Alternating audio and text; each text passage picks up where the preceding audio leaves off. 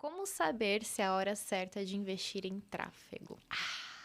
Pergunta de US$ 1 milhão. E aí? Pois é. Muita gente me faz essa pergunta e, assim, muita gente falava assim, não, é só eu jogar um tráfego aqui, é só apertar o botão impulsionar e aí eu vou crescer seguidores e aí eu vou vender. E aí eu falava, não faz isso, mas Dá ó, desespero. dá um desespero, porque você fala, essa pessoa vai rasgar dinheiro. Ela vai atrair o cliente errado, ela não vai vender, ela vai se frustrar. E aí, o que ela fala no fim do dia? O digital não é pra mim. É. E ela vai rasgar dinheiro, que é uma coisa que eu odeio, pelo menos, pessoalmente, né? Dinheiro bom pra mim é dinheiro bem aplicado. E aí, outra coisa que sempre me perguntam também, é só pra vender ou vale pra se posicionar o tráfego? Então, acho que essas duas perguntas são muito válidas. Qual que é a hora certa? E se é só para vender ou se vale para se posicionar. Primeiro, a hora certa é quando você tem essa vitrine redondinha. Beleza, essa é a imagem, esse é o meu posicionamento.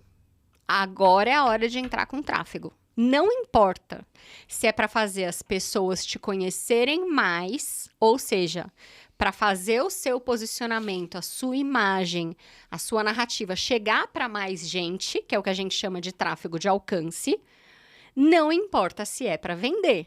Então, vou dar 2 exemplos que a gente tem dentro de casa lá na Rugido. A gente tem alguns executivos que simplesmente querem se tornar mais conhecidos. Então, a gente tem executivo que chegou, que já faturava muito no offline, como CEO de empresa, mas tinha um plano ali de carreira que ele queria se posicionar como palestrante. E aí, valia a pena, desde o início, a gente fazer o quê? Só o tráfego de alcance. Por quê? Porque a gente queria fazer aquela marca pessoal se tornar conhecida. Algumas empresas não precisam, já estão com caixa bem.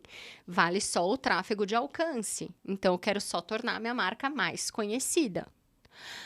Agora, a gente tem cliente, por exemplo, que é empresária e que tem muito resultado no offline e que tanto faz que a gente começou agora a crescer muito rápido o tráfego de alcance dela, ou seja, a gente começou a crescer seguidores no Instagram dela, começou a fazer ela crescer muito rápido e ser conhecida de forma muito rápido, mas ela tem uma transformação e ela tem um serviço e ela tem prova social no offline o suficiente para a gente já começar a oferecer um produto, um serviço.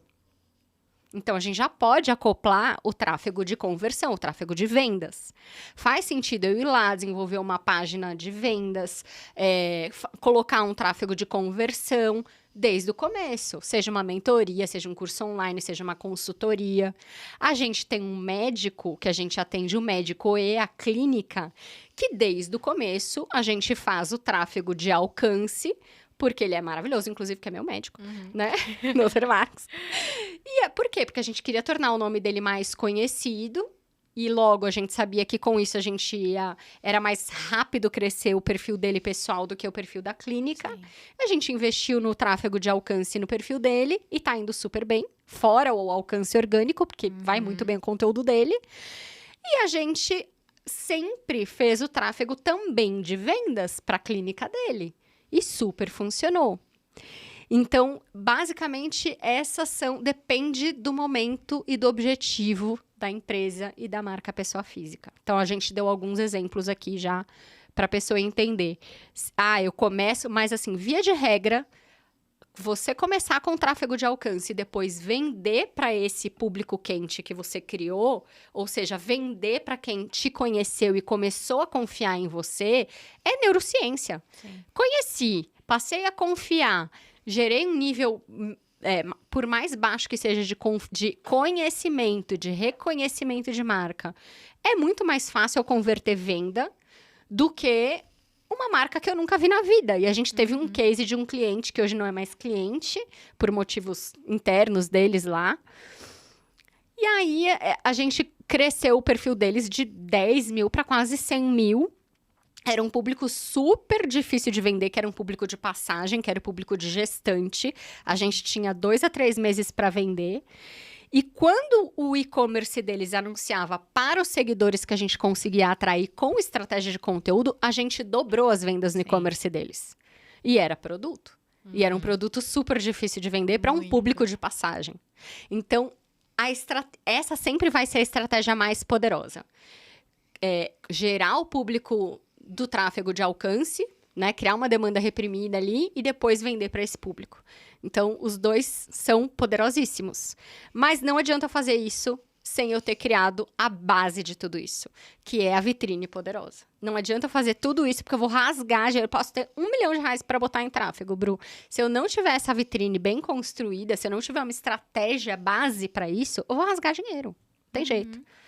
Não tem jeito. Um anda junto com o outro, né? Senão não faz sentido. E tem coisa que o tráfego de conversão não faz sentido você fazer. Por exemplo, já chegou uma empresa para mim falando assim: eu tô super frustrada porque veio uma empresa de tráfego de conversão me oferecer, fizeram um trabalho e não venderam nada. O cara vendia estrutura de luz, sabe? Fiação de prédio. Como é que você promete para alguém vender isso no digital? Porque, assim, você precisa de, sei lá, 10 mil leads para você vender um contrato. E é um negócio super caro, tipo contratos milionários, porque você vai lá construir toda a espinha dorsal de um edifício. Então, assim, eu nunca prometeria isso para um cliente, entende? Você pode falar, olha, eu posso tornar sua marca conhecida. Isso vai te dar uma credibilidade, vai te ajudar a converter mais clientes. Então, tem essas exceções também. Por isso que cada caso é um caso, mas é muito poderoso. Exatamente. Desde que tenha uma estratégia.